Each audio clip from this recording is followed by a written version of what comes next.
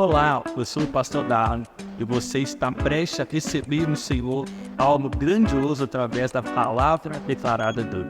Por isso, prepare o seu coração para aquilo que você irá receber. E antes disso, nós te pedimos, se inscreva em nosso canal e curta esse vídeo. Um poema de Stephen Curry, ele começa dizendo assim, poema curto. Vi um homem buscando o horizonte, correndo, dando voltas. Perturbei-me com isso e abordei o homem. É fútil, eu disse, você jamais conseguirá. Mentira, ele gritou e continuou a correr. E também temos uma frase que é uma verdade, dita por um gato, Garfield. Ele diz o seguinte, profundo, eu odeio segundas-feiras. E aqui estamos diante de um livro, irmãos, que ele é um pouco perturbador, porque a gente pode e parece ter sido escrito em uma manhã de segunda-feira. O livro de Eclesiastes. Porque o pregador, ele tira de nós um sentimento profundo. Esse mundo tem um valor excepcional, mas há algo de muito errado com ele. Quando nós deparamos com Eclesiastes, essa é uma verdade que permeia. Porque o mundo é bom, ele é maravilhoso, ele é excepcional, ele é incrível, tem belezas para ser admiradas. Mas quando nós vamos viver e vamos acompanhar, percebemos, tem coisa errada com ele.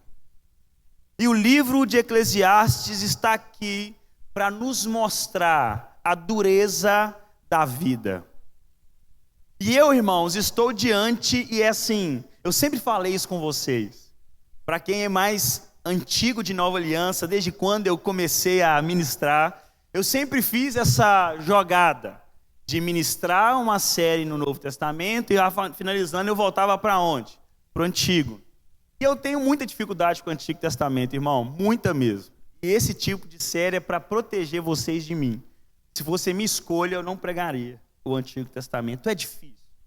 Só que, todas as vezes que eu estou estudando a Bíblia em alguma série, alguma coisa que eu estou focado em assuntos pontuais, quando eu preciso focar em algo, eu sempre vou para Eclesiastes. Eu não sei porque eu sou um pouco melancólico também, vocês me veem muito para cima assim, mas eu sozinho eu sou muito, chué. E eu gosto disso. Os psicólogos ficam, você tem problema. E esse é um livro, irmãos, que me fascina, porque ele é um soco na cara a todo instante. Não porque ele é assim, mas é porque ele revela verdades que a gente quer fingir que não existem. Porque ele toca em coisas que nós não queremos tocar.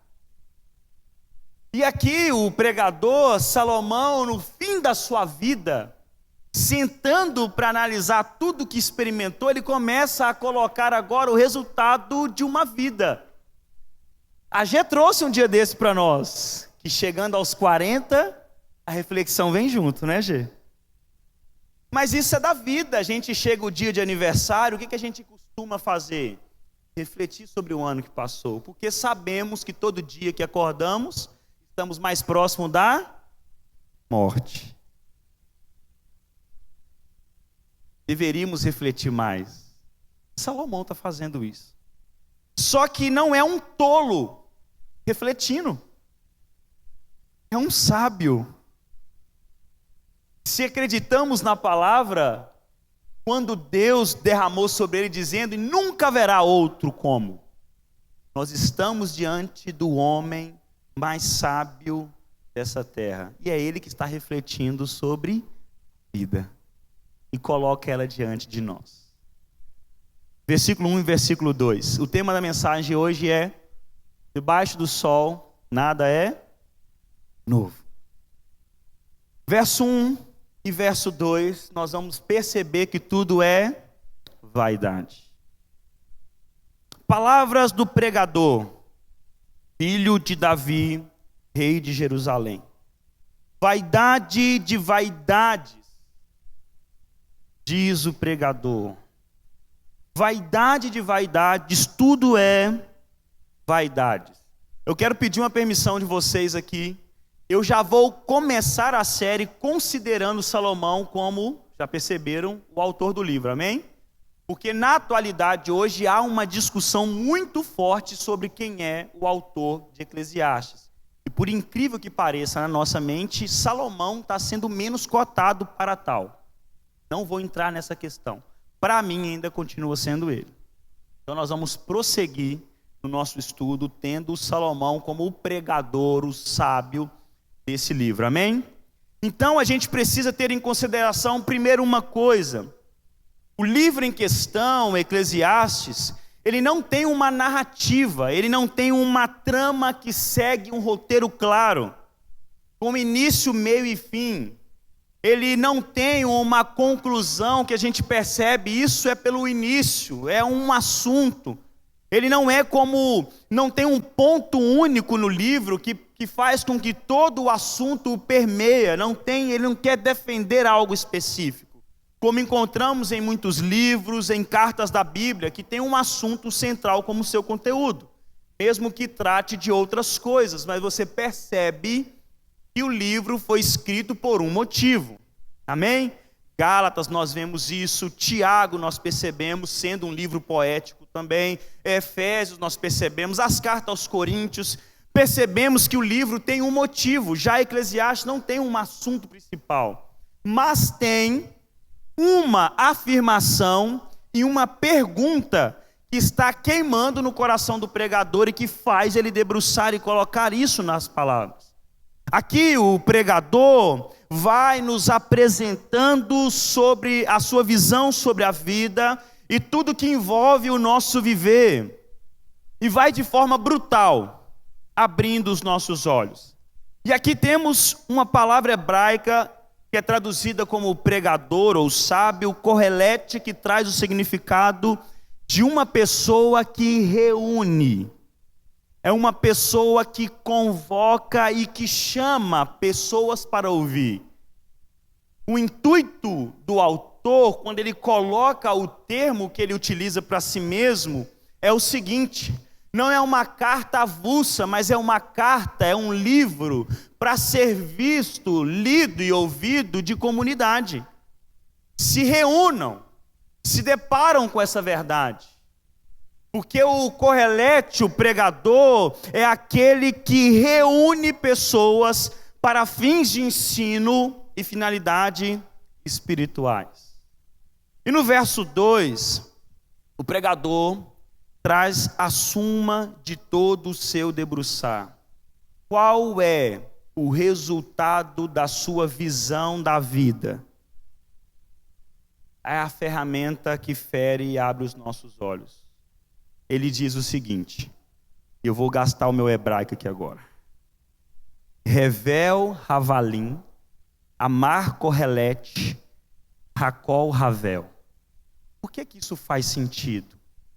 Ele faz o início da sua colocação, trazendo uma só palavra e suas variações. O que ele está trazendo para nós? Preste atenção nessa palavra, ela é fundamental para tudo que eu vou dizer. Porque ele não pega e monta uma frase com várias outras palavras, ele pega uma só, monta o seu pensar com as suas variações.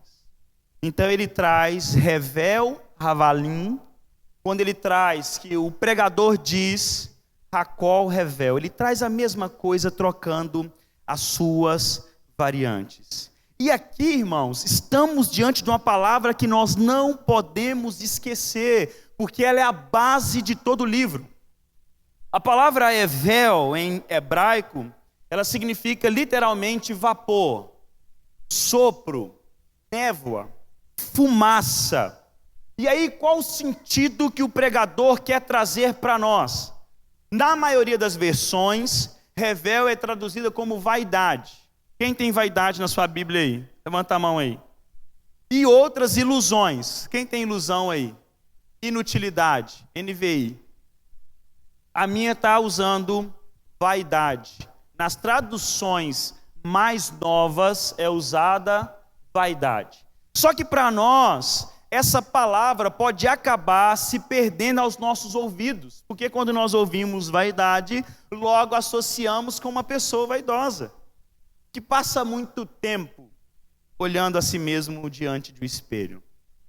Mas a forma que o pregador utiliza revel é para nos mostrar, e é isso nós temos que guardar no nosso coração, que a vida ela é efêmera, ela é passageira, ela é vazia de sentido, ela é inútil, ela é fugaz e ela é algo impossível de pegar. Revel é como aquela fumaça que sai dos nossos lábios em dias frios, sabe? Quando você está andando no dia frio, e aí você respira ou fala e vê aquela fumacinha saindo, isso é revel. Esse sopro, essa névoa muito fraca diante de nós. E aí o pregador chama a nossa atenção. A vida debaixo do sol é como tentar segurar esse vapor em nossas mãos. Algumas traduções vão utilizar inutilidade, ilusão para traduzir o revel. E aqui precisamos começar a dar ouvidos ao pregador. Entenda, a vida nesse mundo passageiro e tentar viver por ela é como tentar pastorear o vento. Pois não se trata apenas de tentar alcançar, mas é a futilidade de tentar fazer com que o vento vá para onde você deseja.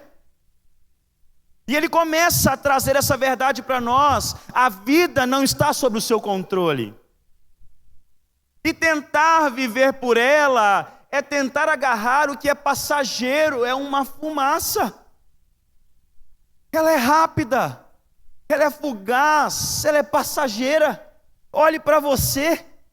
Você piscou e não tem 15 anos mais. As dores nas costas já estão aí. Você piscou e o seu filho já está independente.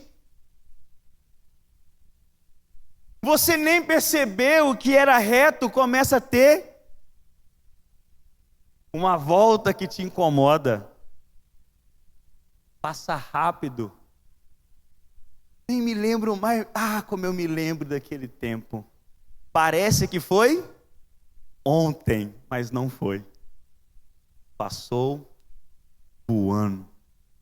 Que a vida é como uma fumaça. Na mesma velocidade que ela aparece, ela some. E o pregador começa a dizer isso para nós. A vida é assim. E ele começa a nos acordar, não tente viver sendo o dono, não tente viver por ela, porque ela vai passar, queira ou não. Ela é frágil, como uma fumaça diante de nós.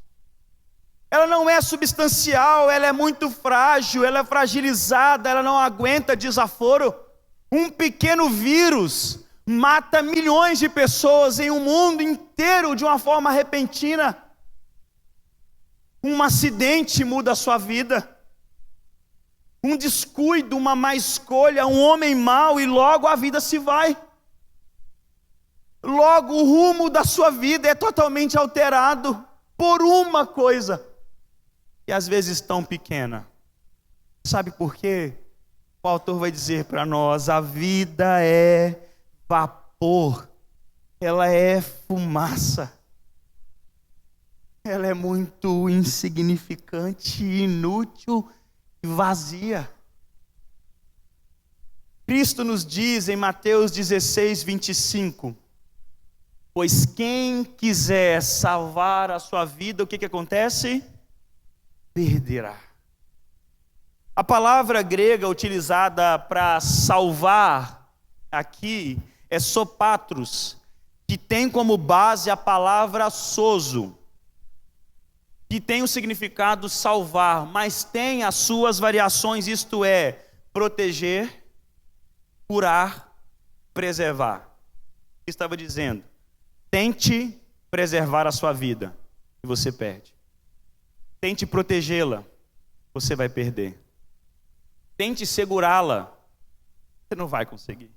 É inútil tentar segurar a vida nas mãos, como se ela fosse um fim em si mesmo, porque ela é vazia, um vapor. E quanto mais força fazemos para manter em nossas mãos, mais rapidamente ela escapará entre os nossos dedos. É como uma poça d'água, um pouco de água em nossas mãos. Se tentarmos manter sob o nosso controle, quanto mais força, mais rápido ela escapa. Entenda, sabemos que a nossa vida é frágil, é passageira, é efêmera, mas constantemente tentamos apagar essa ideia das nossas mentes. Mas é difícil não se deparar com as trevas que a vida debaixo do sol nos traz. Todo mundo aqui já se deparou com momentos difíceis, dolorosos da vida, que paralisou tentando entender por que agora. Quem nunca teve isso? Por que agora? Se estava tudo correndo muito bem, se tudo estava correndo como eu estava protegendo, como eu estava projetando, por que agora? Por que comigo? O pregador diz: porque você não tem controle. Ela é fumaça em suas mãos. Enquanto antes acordarmos para essa verdade, mais fácil é viver a caminhada. Tiago, em sua carta, no capítulo 4, ele se levanta para dizer aos que pensam controlar o vento ou a vida. E Tiago começa a dizer o seguinte: vocês que dizem, hoje ou amanhã eu irei para tal lugar, e lá eu vou ficar por certo tempo, eu vou fazer negociações, tenho projetos, e os meus projetos serão positivos, voltarei com lucros. Tiago vem e no verso 4 do capítulo, no verso 14 do capítulo 4, ele diz: vocês não sabem o que acontecerá no dia de amanhã. E traz uma pergunta que nos acorda: o que é a vida de vocês? Vocês não passam de neblina que aparece por um instante, mas logo se dissipa. É o mesmo pensamento nos acordando para a finitude das nossas vidas. Tiago diz: é loucura achar que a vida está sob o nosso controle. É loucura. Eu não quero nem trabalhar, tá, irmãos, com o contraponto. O que a gente precisa organizar, projetar, eu não quero fazer isso. Eu só quero acordar a gente para uma realidade que o pregador vai dizer. Não ache que a sua vida está sob o seu controle. A sua semana agora pode estar toda programada, meu irmão. Sua agenda pode estar lá toda organizadinha, horários, dias. Você não sabe o que vai te acontecer no dia de amanhã. Ser cristão não te blinda das trevas desta vida. O problema é que nós tentamos cada dia mais calar estas verdades, e quando esse vapor vai, nós queremos condenar Deus por aquilo que acontece, mas isso é a vida. Coisas ruins vão acontecer. Por incrível que pareça, mais coisas difíceis nos alcançam do que coisas boas. Você entende que é com essa visão Salomão está no final da vida escrevendo a sua visão de mundo. Salomão tem 3 estágios na Bíblia, amém, irmãos? Temos 3 livros maravilhosos dele. No início da sua vida, Provérbios. A esperança: faça o que é certo, o que é bom vai te alcançar. Na flor da idade, apaixonado, cheio de amor para dar. Cantares de Salomão. Mas no final da vida ele diz: nem sempre, quando plantamos o que é certo, vamos receber o bem. Acorde para essa verdade. Nem sempre uma vida projetada, bem organizada, vai ter um final feliz. Sabe por quê? É vapor, é vaidade. Passa. E a vida debaixo do sol é assim, irmãos. Difícil, pesada. Irmãos, nós não podemos esquecer que tudo nessa vida é transitório. É passageiro, e o pregador grita aos nossos ouvidos: é sem sentido, é inútil, é correr atrás do vento, é gastar a sua energia em algo que você não vai conseguir controlar. Essa é a vida debaixo do sol. E essa afirmação, que nós não queríamos que estivesse ali, é a base e o fundamento do livro de Eclesiastes. Tudo que nós vamos ver depende dessa afirmativa. A vida é vapor. Então tudo, só as coisas ruins, porque pode ser que na cabeça de Salomão, ele só está com coisas negativas, Nayara. Mas domingo que vem nós vamos perceber que até ser inteligente demais só traz cansaço. Ele vai dizer: sabedoria cansa. Ser inteligente é cansativo. Mas isso não é um convite para ser burro, amém? É melhor cansar tentando alcançar a sabedoria do que ficar inerte aceitando a ignorância, amém, irmãos? Verso 3 ao verso 7, nós vamos ler o seguinte. A palavra do Senhor traz assim para mim e para você. Agora, como eu disse para vocês, o livro de Eclesiastes, pode deixar aí, Gui. O livro de Eclesiastes não tem um tema central, amém? Ele vai mudando os assuntos. Mas ele parece que o autor ele quer responder essa pergunta no livro todo. Porque isso aqui vai ficar permeando todos os capítulos do livro. A afirmativa que ele traz é aquilo que nos traz uma alerta. E essa pergunta é o que nos faz olhar para o nosso esforço. E ele começa dizendo o seguinte: que proveito alguém tem de todo o seu trabalho com que se afadiga debaixo do sol? Geração vai, geração vem, mas a terra permanece para sempre. O sol se levanta e o sol se põe e volta ao seu lugar, onde nasce de novo. O vento vai para o sul e faz o seu giro para o norte, dá voltas e mais voltas e retorna aos seus circuitos. Todos os rios correm para o mar e o mar não se enche.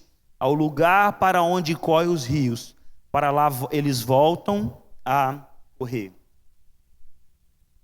Então o pregador, nós vamos agora ver, ele vai trazer uma verdade: nada é novo. Ele já traz então para nós uma certeza que fundamenta o livro. Tudo é o que, irmãos? Vaidade. Tudo é vapor. Tudo é inutilidade. Tudo é uma ilusão. Agora ele abre uma pergunta que parece ser a pergunta que ele vai buscar responder durante todo o livro. Qual é o proveito que temos então para o nosso trabalho? O que vamos ganhar nos esforçando nessa vida que é passageira? Vale a pena essa vida? Quem nunca fez essa pergunta? Principalmente sendo cristão. Vale a pena sofrer tanto?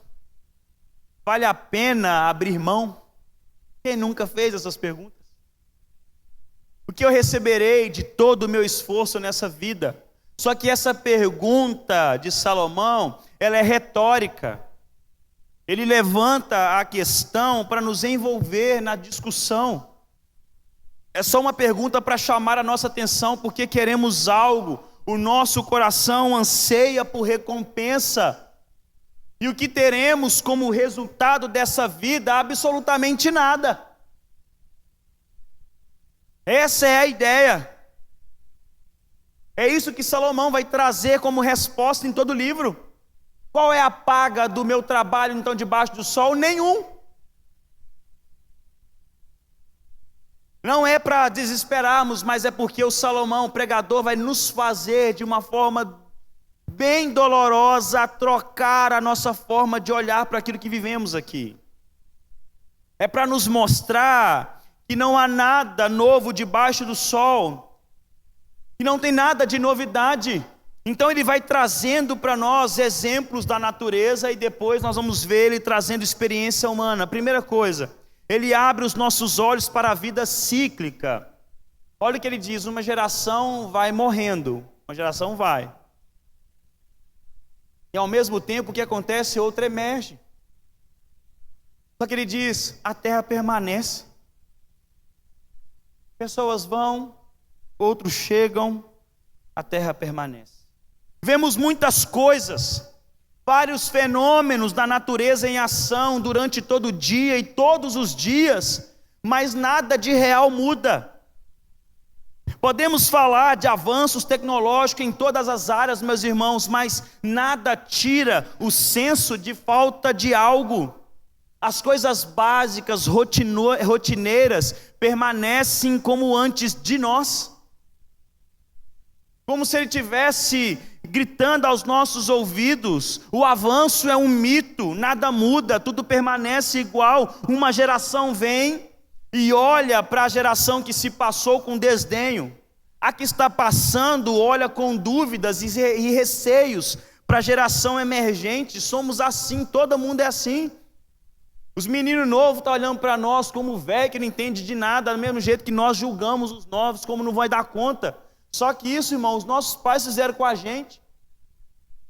Nada muda, nada de real muda, as coisas básicas permanecem. E ele nos faz olhar para a natureza, pois o estado transitório da humanidade é contrastado com a condição permanente da terra. O que ele diz, o sol se levanta, se põe, ele volta ao seu lugar.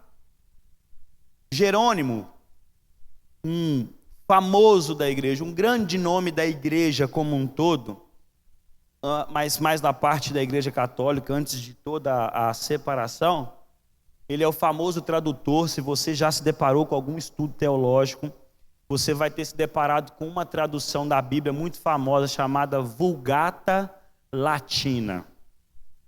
Jerônimo foi que traduziu. Ele pega a Bíblia nos originais e a traduz para o latim. Foi um marco para a época da igreja. E ele diz o seguinte no comentário sobre Eclesiastes: o que é mais vão do que o estado, do que esta vaidade, o que é mais vão do que o estado dessa vaidade? Que a terra foi feita para os homens permanece, mas os homens em si, os senhores da terra, de repente se dissolvem como pó. Ele está lendo dizendo assim, isso é algo muito estranho. A terra que foi feita para os homens permanece, mas os homens que são senhores estão partindo. Aonde há nexo nisso? E aqui o pregador, entenda, quando nós vamos dizer assim, o livro de Eclesiastes é mal-humorado, ele é deprimente, ele é desacreditado, ele é pessimista. Não, ele é real. Só que em muitos momentos ele é sim pessimista. E aqui o pregador, ele está tão desacreditado, ele está tão cansado da vida, que ao se deparar com o sol, sabe a única coisa que ele vê? Porque a gente paga caro, não paga, irmão? Para ir, a gente paga caro e acorda cedo para ir ver o nascer do sol em algum lugar. Vou pagar caro para mim pegar uma trilha, cuidado com o vulcão. Não era para fazer brincadeira com isso, né, gente? Mas cuidado, mas fica aí o cuidado, o alerta. Fica a dica, né? Ainda bem que não tem dinheiro para ir para esses lugares, né, irmão? Só o Acácio e o Dene. Vigia então, tira essa essência aventureiro. Irmão, a gente paga caro, acorda 3, 4 horas da manhã para ir ver o que dá no meio da montanha. Sol nascendo, a gente fica lindo, tira foto, posta stories. Eu te vejo em tudo, na viração das não sei o quê. Ver você. A gente paga caro. Aí a gente viaja, sabe o que a gente faz? Aí a gente pega e paga mais caro também. A gente já pagou caro para ver ele nascer. Agora nós paga caro para ver ele o quê? E dormir. Aí a gente quer ver, irmão. Aí tira mais fotos. Aí nunca viu um sol como esse. Que não viu, irmão? Tá aí, irmão. Todo dia. É você que não tá... Você pagou, agora ele tem que ser bonito aí. Agora esse sol é bonito. Só que assim, algo que nos encanta em alguns dias, ele está tão desacreditado, o pregador está tão assim, pessimista com a vida, que quando ele olha para o sol, ele só vê monotonia de uma vida, de um universo estático. E olha que interessante, a palavra que ele utiliza aqui para a volta do sol, quando a gente percebe aqui, olha, o sol se levanta e o sol se põe e volta ao seu lugar. A palavra que ele usa aqui é a palavra shap, que tem o significado de ofegar. Sabe o que ele está trazendo para nós? Sabe como que ele vê o sol? Ele está vendo assim, quando o sol está voltando, ele começa a ver no outro aquilo que está dentro do coração dele, o cansaço. Ele está dizendo, olha, a volta dele é ofegante. Olha só, até o sol está cansado da sua jornada. É uma volta cansada, mas não é, mas só está sumindo para aparecer em outro lugar, mas a visão dele está ali. Sabe aquela pessoa que está só desacreditada de tudo, ele coloca isso tudo em qualquer coisa que você apresente? É isso que Salomão está aqui agora olhando. Olha, até o sol está voltando cansado. Sabe por quê? É difícil, é rotina, é a mesma coisa, não tem nada de novo. E aí ele continua dizendo, olha, mesmo que a gente tente estocar o vento, ele vai continuar correndo, irmão. A gente pode tentar guardar, estocar, mas ele diz, o vento vai continuar a correr. Ele vai continuar dando voltas e mais voltas e nada substancial muda, nada se altera. Ele diz, todos os rios correm para o mar durante toda a história, mas o seu trabalho não acaba. Ele não é capaz de encher o mar, ele terá que continuar a correr as suas águas para o mar. A vida, o sol, as águas, tudo é igual. Salomão está dizendo, estamos presos em uma rotina que não avança, que não progride de forma notória. Ele começa a perguntar qual é o avanço, qual é o lucro disso tudo. E é esse questionamento que o pregador traz ao nosso coração. Qual é? E eu sei que muita gente já fez essa pergunta. Amanhã nós vamos ter que bater o ponto de novo, irmãos, amém? Aleluia! Amanhã a casa vai ter que ser varrida de novo. Amanhã vai ter panela para lavar. Não quer panela, irmão? Não come. Ou vai no restaurante. Mas outra pessoa vai ter que lavar a panela de novo. É isso que ele está trazendo. Não tem nada de novo. A gente pode ter momentos. Sabe o que ele vai dizer? Acorda, amanhã notícias ruins vão chegar, porque nada muda. Vai chegar também boas, mas ele está tão fechado, ele diz, logo serão esquecidas. Qual é o lucro de viver para essa vida? E ele continua dizendo, acompanha comigo, verso 8 ao verso 11. Todas as coisas são canseiras tais que ninguém as pode exprimir. Os olhos não se fartam de ver, nem os ouvidos se enchem de ouvir. O que foi, é o que há de ser. E o que se fez, isso se tornará a fazer. Porque não há nada de novo debaixo do sol. Será que existe alguma coisa de que se possa dizer, veja, isso é novo? Não. Isso já existiu em tempos passados, muito antes de nós. Já não há lembrança das coisas que se foram e das coisas que ainda virão. Também não haverá memória entre os que hão de vir depois delas. Então ele se debruça, se o sol, se o vento, o mar são tão poderosos. É isso que está no coração de Salomão agora. Se o sol, o vento, o mar, as águas são tão poderosos e não veem mudanças em seu trabalho, qual é a esperança para nós? E ele começa a trazer tudo para nós, tudo nessa vida é enfado. E ele traz consigo essa preocupação exaustiva. Na vida debaixo do sol não existe segurança, não existe constância. É difícil colocar em palavras o peso do viver, porque essa vida vaidosa é tão cansativa que ninguém pode explicar, diz o sábio pregador. E aqui não é um tolo, é um sábio, tentando explicar essa vida que não traz resultados significativos para nós. Quando nós pensamos estar seguros, acontece algo que abala toda a nossa estrutura. Quem nunca passou por isso? Quando nós respiramos e dizemos: agora eu posso descansar em paz. E aí lembramos de uma parábola: tu és louco, nessa noite você vai morrer. Não há segurança nesse viver. E aqui é para abrir os nossos olhos. Se você está tentando viver, firmando os seus pés nessa vida, o seu trabalho tem sido em vão.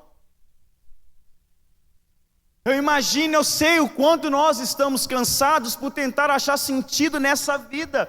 Porque aqui o pregador está excluindo Deus da equação. Ele só está trazendo para nós a realidade crua da vida, difícil, fria. Eu oro a semana toda, eu busco e as notícias más chegam. A luta chega. E ele vai dizer: isso é a vida. E ainda há a loucura de tentar viver por ela. Não, mas agora o que eu vou fazer? Eu vou depositar a minha vida, o meu intelecto, a minha força em controlar a minha vida e trazer a ela segurança. Você está louco. Porque essa vida ela é cansativa de tal forma que o pregador diz: não tem como explicar. E sabe qual que é ainda o problema, Gê? Que o pregador traz para mim e para você? Ele diz: além de tudo isso, nós somos insaciáveis.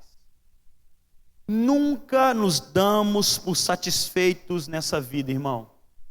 É o que ele vai dizer. Olha o que ele diz: os nossos olhos não se cansam de ver, os nossos ouvidos não se fartam de ouvir. Nenhum avanço tem peso de eternidade. Amanhã nós precisamos, irmão, de um carro mais veloz, mais confortável. Eu quero uma máquina mais forte. Você ganha a máquina mais forte, a gente fala: agora eu quero uma máquina mais silenciosa, mas com essa força. A gente nunca está satisfeito. A gente sempre quer mais, a gente não se cansa. Sempre haverá algo mais para ver, mais um jogo, mais uma música, mais uma viagem, mais uma conquista. E assim como o mar não se enche, assim também nunca nós estamos satisfeitos. E aí é a loucura de viver debaixo do sol. Porque achamos que obter as coisas desse mundo vai trazer para nós satisfação eterna. Isso é loucura. Porque quando nós alcançamos, percebemos que aquilo não faz mais sentido, ou que não dá sustentação para a nossa vida. Um dia, o seu maior sonho e significado da sua vida era formar, irmãos, ter uma faculdade. Você vai lá e faz a faculdade, recebe um canudo vazio, e sai na foto feliz e anda. Depois de não sei quantos dias chega o diploma, aí você percebe que a vida é dura. Não é só você que é o advogado, tem 50 mil advogados na sua cidade, todo mundo procurando a mesma vaga que você. E aí você percebe: o sentido da minha vida foi embora. O meu sonho agora é arrumar um namorado. Você vai lá, arruma um namorado, aí você percebe que agora já não está satisfeito mais. Você tem noivado, você tem que casar, porque é o significado da sua vida. Você casa, você vê que o cara é um traste, a mulher também é difícil. Vocês ficam naquela luta, mas tá junto. E agora, nossa, achei que seria a realização da minha vida, mas tem alguma coisa faltando. Vamos arrumar menino, arruma um menino, 2 meninos, 3, 4 meninos, não consegue ver onde está. Aí você começa a ver: que gostoso, está passando o tempo, daqui a pouco está saindo. E a nossa alegria vai ser quando formos avós. Você percebe que nós nunca estamos satisfeitos? Não está nem lembrando do seu menino mais. A Cássia, querem saber. Cadê a Sara? Me dá a minha neta. Nem fui mãe um dia, agora eu sou vó. Já não basta um mais, quero 2. Nós estamos no Anderson, vai para o terceiro. Porque nós nunca estamos satisfeitos. Uma viagem, 2, 3, 4, uma saída, 2, 3, 4, nós somos insaciáveis. insaciáveis. O que o autor está dizendo, sabe o que ele está falando para mim e para você? Entenda, o que hoje parece satisfação, amanhã já é fome. O que foi, é o que há de ser, o que era para acontecer mesmo. E o que se fez, ele vai dizer, vai se tornar a fazer, não há nada de novo. Sabe o que o pregador está dizendo? Ele está tentando mostrar para nós que vivemos em, parece um eterno déjà vu. Esse trem dá um nó na gente, né? Parece que eu já vivi isso. É o que o autor está dizendo. A nossa vida é assim. Nossa, eu alcancei aquele alvo, mas agora eu tenho outro. O que a gente começa a trazer para nós, porque quem não sonha, quem não projeta, paralisa, cai, diminui. Precisamos avançar, precisamos ter mais, precisamos ter metas, projetos, e achamos que na próxima meta, no próximo projeto, vamos encontrar o sentido da vida. Entenda, é como um mar que nunca se enche, porque você é insaciável. Nada mais é. E nós somos assim, irmão. A gente, né? Cadê o Matheus, Roberto? Cadê o Matheus, né, Roberto? A gente arruma uns hobbies, né? Um perfume já não basta, né, Roberto? Agora no mínimo 40, né? Porque eu não quero um só, quero 2, quero 3, quero 4, quero um para cada ocasião. E o pessoal vai falar, você é doido? Não, não sou. Eu estou vivendo e tentando fazer o quê? Saciar uma fome insaciável nesse mundo. O que é celebrado agora será somente uma lembrança. O prazer de hoje será esquecido. Sabe o que ele vai dizer? Além de tudo, tudo que passa vai ser esquecido. Provavelmente ninguém aqui sabe o nome do seu tataravô. Quem sabe? Só aí, uma pessoa sabe, 2. Duvido você falar os 4. É 4 que nós temos, né? Não é mais, né? Vai fazendo as contas aí. Quantos? Fala aí, não, fala o nome 2. Ah, Pedro, você soltou qualquer nome. Se eu quiser acertar o tataravô, fala o João. A chance de eu acertar é 90%, irmão, naquela época. É. Qual que é o seu, Raquel? Angelino o quê? Ah, e Piero, que nome chique. Mas sabe qual é o negócio? Provavelmente, os nossos tataranetos não vão nem lembrar da gente, irmão. É isso que ele está dizendo. Tu vai cair no esquecimento.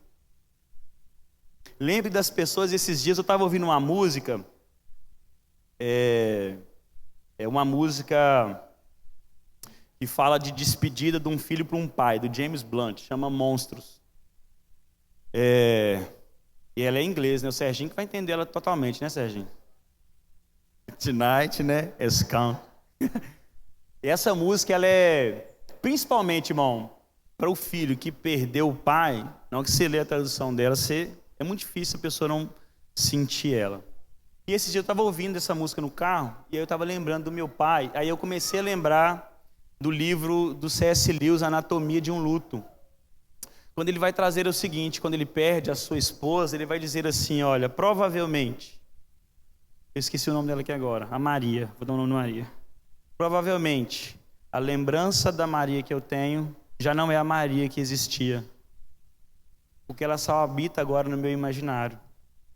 Eu acho que ela estaria assim, mas ela já não estaria mais. E aí eu fiquei lembrando disso, ouvindo essa música assim, e aí eu comecei a lembrar do meu pai, mas eu tô assim, esse não é o meu pai mais. Já se passaram 7 anos. Já seria outro Márcio. Sabe por quê? As lembranças, tudo que foi bom, vai perdendo. Imagina para quem perdeu há mais tempo. Você começa um dia a se martirizar, eu já não lembro mais nada. Eu preciso de uma foto, eu preciso de alguém me lembrando de um momento, porque tudo vai passar. E aí quando você vê uma foto, você fala, como eu fui capaz de esquecer esse momento, porque agora eu estou lembrando, como foi maravilhoso. E Salomão está dizendo, não adianta você falar, eu quero debruçar a minha vida, porque eu quero marcar a geração, a outra vai te esquecer. É isso que ele está dizendo, é ainda vazio. Vai chegar um tempo que ninguém vai lembrar do que você fez, e pior, nem do seu nome. É essa realidade que Salomão está trazendo para mim e para você. realidades difíceis de olhar, de engolir e refletir. E para a gente encerrar, o que faremos com essas verdades? Será que então a forma correta é viver e olhar para a vida de forma negativa, deprimente? Será que o que o pregador queria então é que a gente abrace a tragédia como a base da nossa vida? É claro que não. Lembre-se, as coisas serão assim, dessa forma deprimente, negativa e pessimista, se olharmos e vivermos somente abaixo do sol. Viver e contemplar as coisas debaixo do sol significa vê-las do chão, de um ponto de vista terreno, por ora deixando Deus fora da equação. Mas a Bíblia, irmãos, o pregador nos faz sentir o gosto amargo dos rios terrenos, para que, diante das fontes celestiais, possamos apontar para os perdidos nesse mundo inútil, o que abandonamos, e mostrar a glória e os prazeres do mundo novo que vivemos e encontramos em Deus. O que o pregador está dizendo é nos mostrando o amargo da vida, não para nos deprimirmos e vivermos pessimistas, mas não. É para contrapor com a gloriosa vida que agora encontramos acima do sol, olhando para um Deus que nos resgatou e que nos faz olhar para a vida agora sobre uma nova ótica, mesmo não desconsiderando as dificuldades. Uma canção do Marcos Almeida diz o seguinte: bem além das nuvens existe um céu, e quem olha para ele descobre o chão. É o que o pregador está dizendo para nós. A vida debaixo do sol é só cansaço, inutilidade, vapor e vaidades. Mas quando eu olho acima do sol, eu encontro um Deus que é eterno e que faz com que eu possa experimentar deste mundo, agora já gozando da eternidade. E entendendo que agora eu trago o novo para esse lugar. Eclesiastes nos chama a olhar com bastante honestidade para o mundo e para a vida. E o que o pecado fez com o viver, e nos chama agora, meu irmão, a não depositar a nossa esperança aqui e no agora. O convite para mim e para você nessa noite é: não deposite a sua esperança em coisas passageiras. Ela vai te frustrar. Ela vai te dar uma rasteira. O convite: permaneça com seus olhos acima do sol. Enquanto o pregador viu cansaço no movimento do sol, quando ele diz o movimento do sol é cansativo, é monótono, o salmista, vendo acima do sol, declara: os céus proclamam a glória de Deus, e o firmamento anuncia as obras das suas mãos. Enquanto um olha para debaixo do sol e diz: o movimento do sol é cansativo, o que olha acima do sol, o que vive para olhar para a vida com os olhos em Deus, consegue olhar para o mesmo lugar e declarar: eu não vejo cansaço, o que eu vejo é o céu e o firmamento declarando a glória de um Deus que é eterno. Não, o caminho e a volta do sol, não é um caminhar ofegante, porque o salmista diz, no mesmo Salmo 19, como o noivo que sai dos seus aposentos e que se alegra como um herói a percorrer o seu caminho, assim é o sol. O que está olhando para Deus consegue ver o movimento com a glória de Deus. Não importa se o sol quer progresso ou não, ele testifica a alegria e a força do Criador. E nós também olhamos para a repetição, para a rotina, não como algo cansativo. Mas a rotina que vemos na natureza é o testemunho, sabe de quê, meu irmão? Da bondade e da ordem de Deus. A regularidade do mundo criado demonstra a constância do Criador. Somos sim chamados para viver debaixo do sol, mas olhando além, acima do sol, para um Deus eterno, imutável. E a nossa esperança habita justamente no fato de termos algo superior. Olhando acima do sol, a nossa perspectiva muda. O trabalho agora se torna valioso, ainda que cansativo. As repetições da vida se tornam constância e cuidado de Deus quando nós olhamos para cima do sol. As adversidades, ainda doendo, se tornam ferramenta para o nosso crescimento quando olhamos acima do sol, porque todas as coisas mudam diante dos nossos olhos. Aqui nada é novo, mas o nosso coração descansa em quem declara: eis que faço novas todas as coisas. Aqui é a mesma coisa, mas o meu coração descansa em quem declara no final: eu estou fazendo tudo novo, e vocês estarão comigo. E amanhã, ao ver o sol se levantar, nós vamos nos lembrar, não que é cansativo, mas quem olha para cima do sol, ele lembra que as misericórdias do Senhor são a causa de não sermos consumidos, porque as suas misericórdias não têm fim. Elas se renovam com o despertar do sol. Grande é a tua fidelidade. Coloque de pé no seu lugar, por favor.